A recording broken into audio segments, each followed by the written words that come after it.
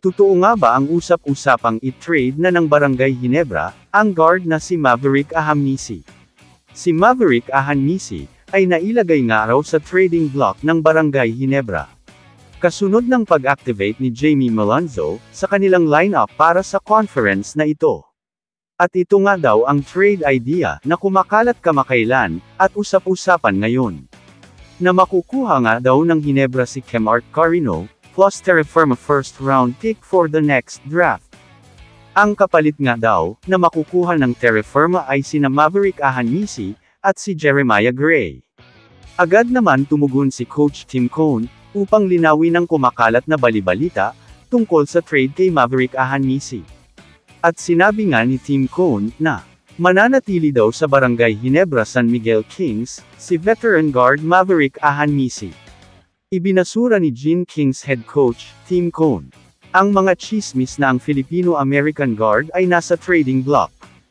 Kontra sa mga espekulasyon kamakailan sa social media.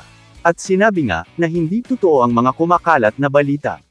Dahil maganda nga, ang nilalaro nitong si Ahamisi. At mahalaga din ang ganap niya sa koponan.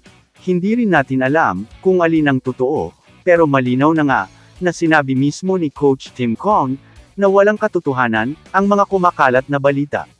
Si Ahamisi, ang number 3 overall pick ng Rain or Shine Elasto Painters.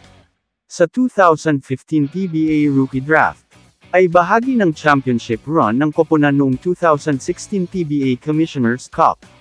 Ang 33 anyos na gwardiya, ay kalaunan ay ipinagpalit sa Alaska Aces, na ngayon ay Converge Fiber X Ears, noong 2019.